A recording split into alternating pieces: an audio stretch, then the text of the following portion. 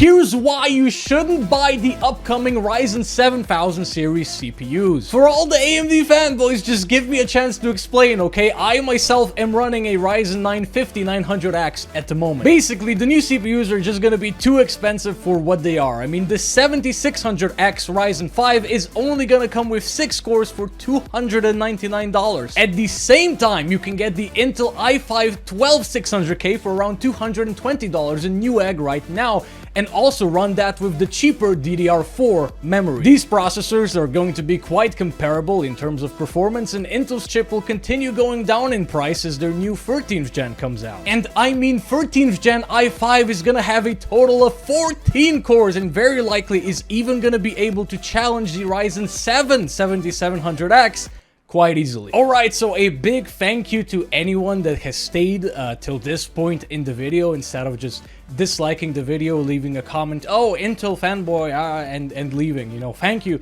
for actually giving me a chance to explain, and I'm actually gonna go into it. So, first of all, I want to say I am a big fan of Ryzen. Intel was doing horrible things with their, you know, new generations of processors. They really weren't improving a lot until Ryzen came along. You know, I mean, for instance, right now, I'm running a 5900X, as I've said. The problem is, Ryzen 5000 series was already not such a great deal. You know, you had the 5600X for like $350 for a while, when you had the 8-core Intel 10700K or 10700 that was available for like $290 a lot of the time. It had a little bit, you know, not as fast cores, but it had 2 more cores, you know, so you have to take these things in account. And the thing is, this really is not a good deal anymore. $300 for 6 cores in 2022. They are very impressive, very fast cores, but it is only 6 cores. I mean, the current 12th gen Intel i5 12600K has 6 cores. Those 6 cores aren't quite as fast as these new Ryzen 7000 series cores, but it also has 4 efficiency cores. Efficiency cores, you know, don't disregard them straight up. They're still pretty much like a Skylake processor from a few years ago. You know, you can sort of just like imagine an i7 6th gen Skylake processor, you know, and you have 4 of those extra cores. You just have that extra processor in your computer. So the thing is, these processors aren't bad. They're still very good products, but the prices are just crazy. I mean, and the 7700X for $400, it is gonna be extremely dependent on Intel with how hard they want to crush AMD. You know, the thing is, I don't even know if AMD can sell these for a better price because of the supply shortage. Who knows how much, you know, it actually costs AMD to produce these chips. What are the actual yields in the factory? We don't know.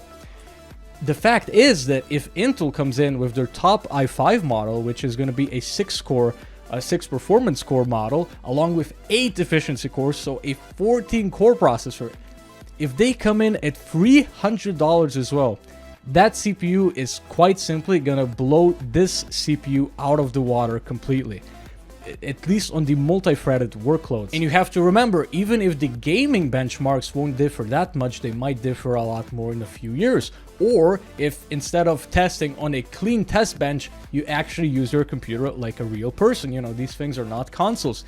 When you're, for instance, playing a game, your CPU still needs to compute things in the background. You're still running all the various Windows services. You're running Discord.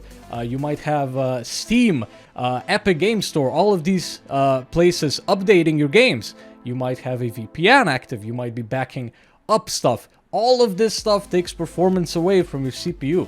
Plus, you know, in a few years, as games become more and more multi-threaded, not just single-thread dependent, it's gonna matter a lot more. And quite honestly, this is just not a good enough of a deal.